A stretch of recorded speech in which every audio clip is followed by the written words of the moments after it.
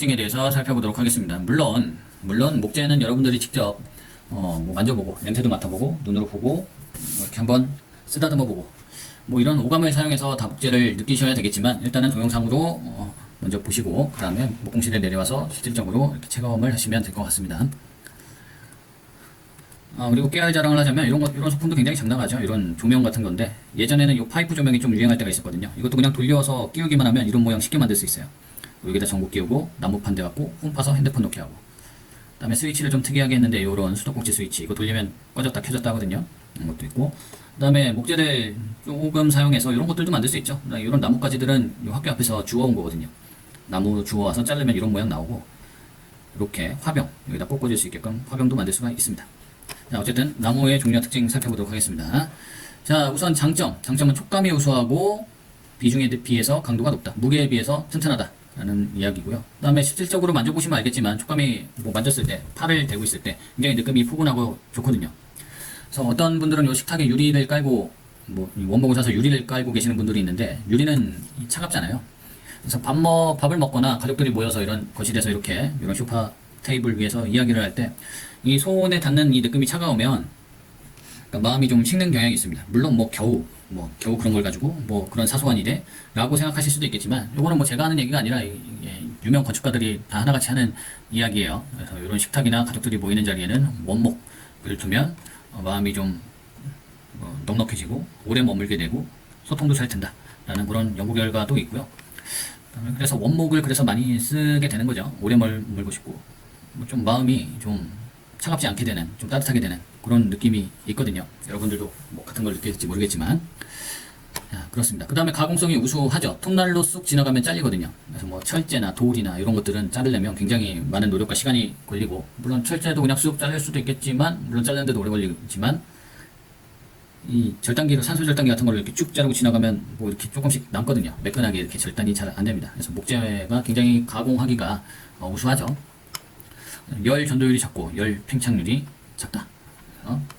뭐 부풀러서 이렇게 늘어난다거나 축소된다거나 뭐 이런 게 없고, 물론 습기를 많이 먹는 단점은 있습니다. 그래서 마감이 이렇게 오일로 마감을 하는데, 오일로 마감을 하면 습기가 들어가지 않아서 괜찮아요. 근데 이 마감이 안 돼 있는 상태에서 습기를 먹게 되면, 뭐 나무는 아시다시피 습기에 굉장히 약하죠. 그래서 이렇게 휘기도 하고, 이렇게 일자로 되어 있어야 되는데 이렇게 휘기도 합니다. 그래서 오래 보관하고 사용하지 않고 습기 많은 데다 두면 이렇게 휘고요.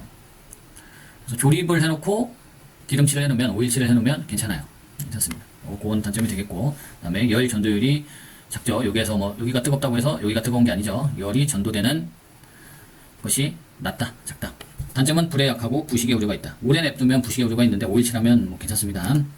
재질이 일정하지 못하다. 이거는 단점이 될 수도 있지만 오히려 뭐 장점이 될 수도 있다라고 생각해요. 똑같은 나무에 문양이 없죠. 우리 지문이 다 다르듯이 여기 보시면 이렇게 나무 물결이 있는데, 무늬가 있는데, 이런 무늬들이 다 다르잖아요. 그래서 나만이 갖고 있는 무늬가 되는 거죠. 이런 것들은.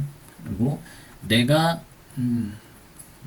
마음에 드는 그 무늬를 가진 나무를 선택할 수도 있고, 그렇죠. 근데 여기에서 말하는 이 단점은 뭐냐면, 재질이 일정하지 못하다라는 거는 여기 옹이가 있거나 뭐 갈라진 부분이, 이쪽에 뭐 갈라진 부분이 있다든가 뭐 이런 경우가 있기 때문에 뭐 일정하지 못하다라고 하는 거고, 예를 들어서 이렇게 완전히 통나무를 가져와서 쭉 잘랐을 때 쭉 일자로 이렇게 나무가 이렇게 있다 치고요. 이렇게, 잠깐만요.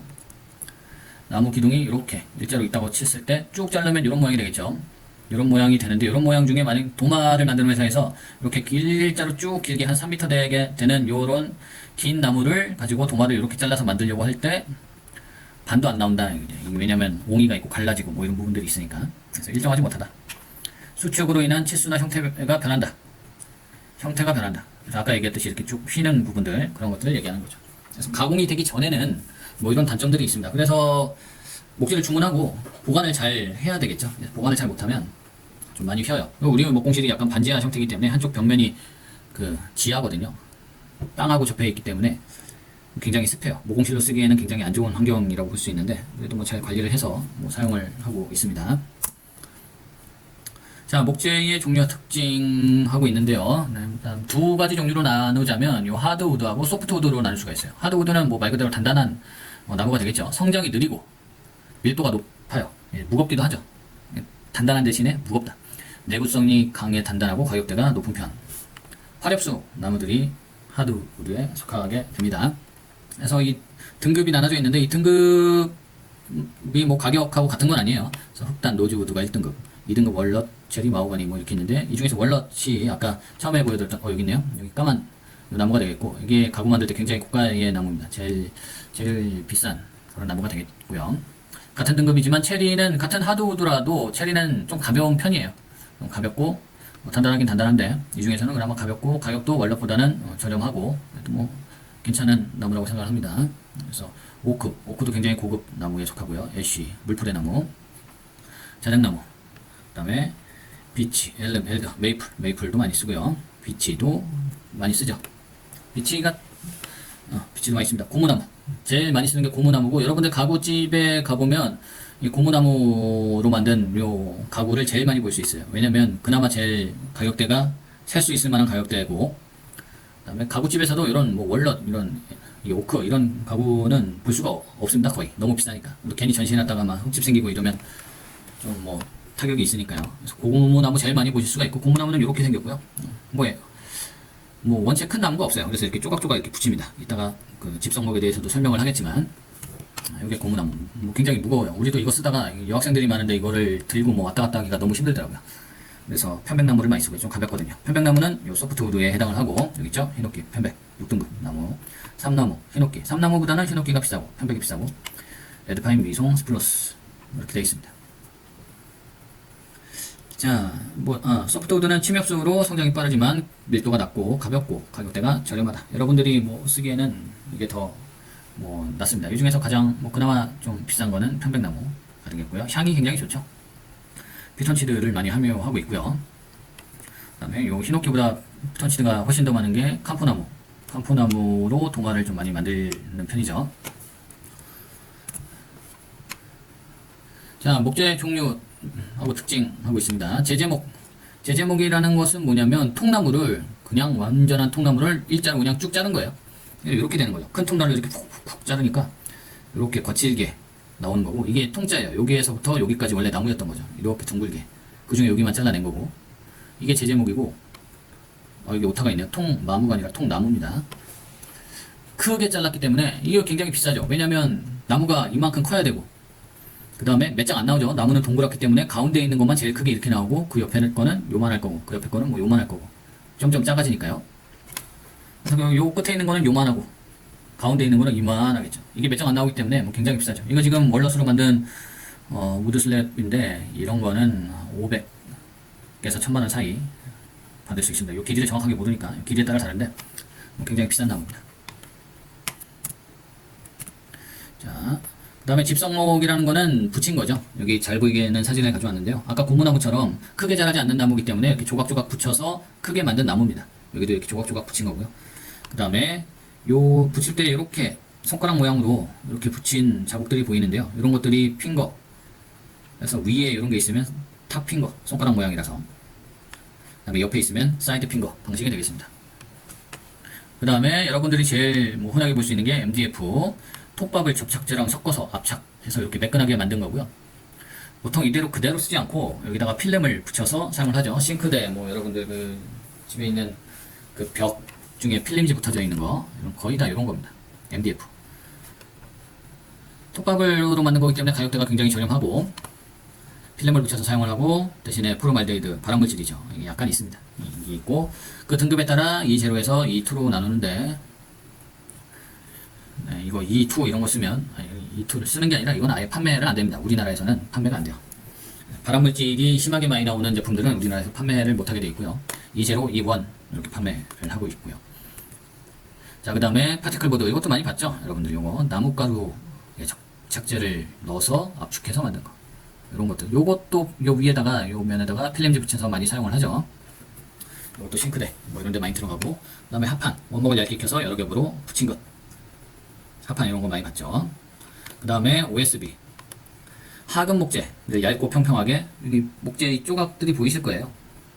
얇은 나무 찌꺼기죠. 얇은 나무 찌꺼기들을 평평하게 압착해서 만든 판넬이고, 이거 식당 가면 마감재로도 많이 쓰는 걸 보실 수가 있을 겁니다. 그리고 우리 학교 그 별관 컴퓨터 1실, 2실 벽에 보시면 무슨 게시판처럼 만들어 놓은 거 있는데, 그 벽에도 이런 재질이 붙어 있죠. OSB. 요 재질이 붙어 있습니다. 그래서 요것들이 이제 여러분들이 지나다니면서 많이 볼 수 있는 그 목재의 종류에 대해서 한번 살펴봤습니다. 자, 목공기계에 대해서 설명을 드리도록 하겠습니다. 자, 우선 제일 많이 쓰는 것은 테이블 소가 되겠고요. 이것은 목재를 내가 원하는 치수로 재단할 때 사용을 하는 것이고, 사실 이 조립을 할 때 목재가 치수가 안 맞으면 조립이 안 돼요. 그리고 이 치수가 딱딱 맞게 되면 조립이 되게 잘 됩니다. 그래서 조립을 용이하게 하거나 요 이후의 작업들을 다 순탄하게 하려면 요 치수가 잘 맞아야 되거든요. 치수 조금 뭐 빗나갔지 괜찮겠지 하고 그냥 잘랐다가는 나중에 조립할 때는 이게 안 맞고 삐그덕거리는 거죠. 그래서 요 목재를 재단하는 작업이 중요하고요. 물론 뭐 안 중요한 작업이 없고 항상 뭐 모든 처음부터 끝까지 모든 작업에 집중을 해야 목재에 손상을 주지 않고 우리가 원하는 결과물을 만들어낼 수가 있습니다. 그래서 이 만약에 이걸 가지고 단순 사각형을 만든다 하더라도 생각할 게 굉장히 많아요. 여러분들 처음에 오면 되게 아무것도 아닌 것처럼 생각을 하고 만만하게 보지만 뭐 여러 가지를 생각하고 고려하고 판단해야 될 그런 상황들이 굉장히 많습니다. 그래서 뭐 직접 만들 때 한번 해보시면 될 것 같고요. 우선 이 목재를 가공하는 테이블선은 이렇게 생겼고요. 우리 학교에 있는 거는 이렇게 생겼습니다. 좀 크죠? 그리고 여기 치수를 맞춰놓고 쭉 지나가서 자르는 형식의 그런 기계가 되겠고요. 이 기계에 대한 사용 설명법은 따로 동영상을 제작을 해서 보여드리도록 하겠습니다. 그리고 수업을 지금은 대략적으로 설명하는 시간이고 그 다음에 목공 기구 기계를 어떻게 사용하는지에 대한 동영상을 찍어서 여러분들한테 보여드릴 예정이고 그것이 다 끝나면 그게 다 끝나면 실질적으로 가구를 디자인하고 제작하는 과정에 대해서 한번 보여드리도록 하겠습니다. 자, 이렇게 되어 있고 구조나 이런 것들은 동영상을 참고하시면 될 것 같습니다. 지금은 대략적으로 설명을 드리도록 할게요. 그 다음에 수압 대패가 되겠고요. 이게 일반적인 모습이 되겠고 이게 학교에 있는 겁니다.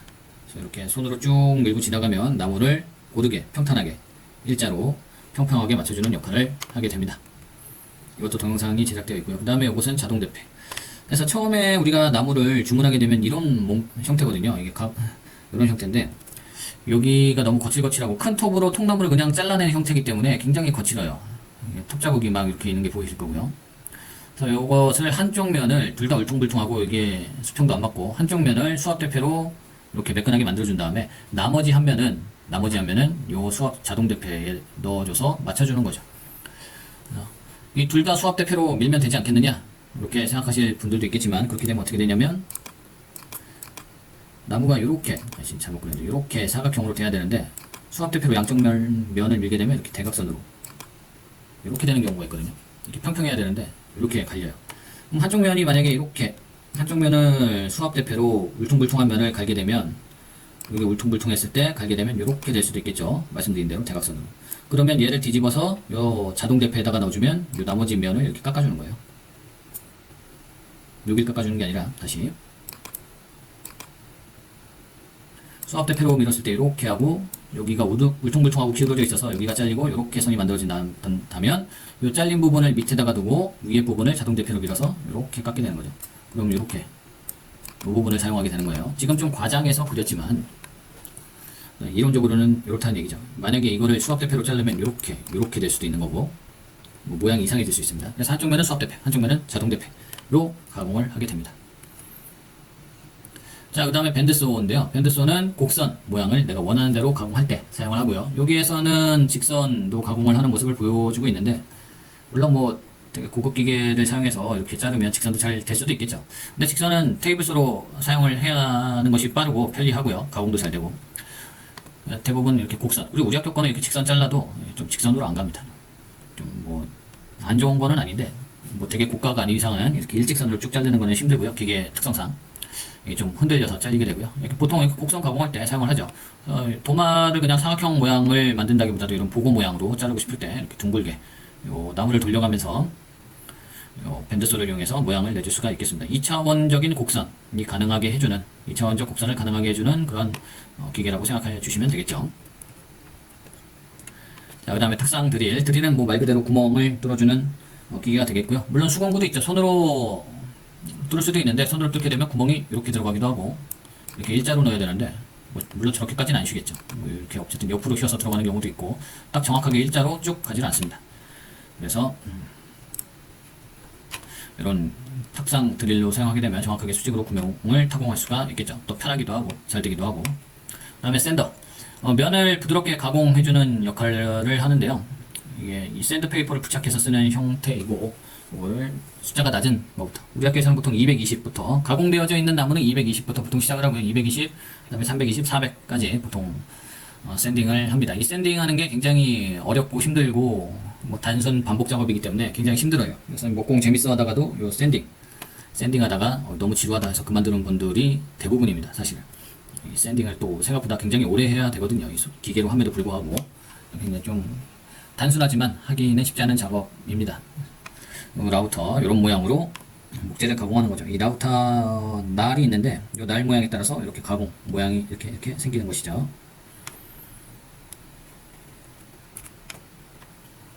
자, 그 다음에 도미노라는 제품인데요. 이게 뭐 굉장히 좀 신기술이죠, 나름. 그래서 옛날에는 다 이거를 끌로 파고 그랬었는데, 이 끌로 팔려면은 굉장히 많은 시간과 노력과 기술을 요하는 거죠. 요하기도 하고. 그 다음에, 그리고 대펜날이나 이런 끌 같은 거 날을 갈 때 굉장히 오래 걸립니다. 그래서 숫돌에다 대고 하루 종일 밀어야 되거든요. 이렇게 종일 밀고 요거를 높은 기술 요구로 손으로 뭐 구멍을 다 깎아서 만든 다음에 그 다음에 또 다시 하루 종일 날을 갈아서 날을 뾰족하게 만들고 이런 굉장히 어려운 작업들이 있었는데 요즘에는 이런 기계를 통해서 그냥 여기다가 홈을 내고 요 홈에 맞는 칩을 넣으면 이 상태가 되겠죠. 같이 조립해버리는 이런 굉장히 편리하지만 굉장히 내구성이 높고 결과물을 우수하게 만들 수 있는 그런 기계가 발명이 됐습니다. 그래서 요것도 동영상으로 나중에 보여드리도록 하겠습니다. 여기 날이 안쪽에서 돌고 있고 얘를 밀면은 구멍이 타공되기 때문에 날이 안에서 돌기 때문에 또 안전해요. 그리고 우리가 이 날을 거의 못 봅니다. 이 날이 돌아가는 것 자체를 거의 볼 수가 없어요. 안전하다는 얘기죠. 나무랑 밀착해서 가공하고 타공이 되는 거니까 굉장히 홈을 내는 거니까 굉장히 안전한 그런 제품이 되겠습니다. 안전하고 편리하고 이게 좀 큰 700 모델이 되겠고요. 이게 좀 작은 구멍을 낼 수 있는 500 모델이 되겠습니다. 가격은 이게 한 150만원, 이게 180, 190 이 정도 했던 것 같아요. 요거는 라멜로 제품인데 이것도 비슷한 원리이고요. 원리는 같은데 모양이 이렇게 길쭉하게 나는 형태가 되겠고 이런 비스켓 칩을 이용해서 양쪽에 구멍을 내고 칩을 넣고 결합을 시키는 방식이 되겠습니다. 그 다음에 이런 단순한 칩 모양도 있지만 여기도 마찬가지고 조립식으로 만들 수도 있어요. 그래서 요거 말고 플라스틱으로 된 칩이 있거든요. 거기에서 뭐 나사를 돌리면은 쪼였다가 풀러서 분리식으로 만들 수도 있고 가구를 뭐 굉장히 유용하고 머리를 많이 쓴 요거 만든 사람들은 뭐 천재가 아닌가 뭐 이런 생각이 듭니다. 요 도미노도 있어요. 도미노에서도 조립식으로 만들 수 있는 그런 제품들이 있고 요 500 모델 500 모델도 있죠. 새로 남아서 500 모델도 있고 700 모델에도 그런 칩이 존재합니다. 자, 그 다음에 가구 만들기 실습인데요. 요거를 하기 전에 우리가 그 수공구에 대한 동영상을 동영상을 보기로 했으니 동영상을 확인을 하고 요 목공기계를 어떻게 사용하는지에 대한 동영상을 쭉 한번 살펴보신 후에 그 다음에 가구 만들기 실습하는 모습을 한번 보여드리도록 하겠습니다.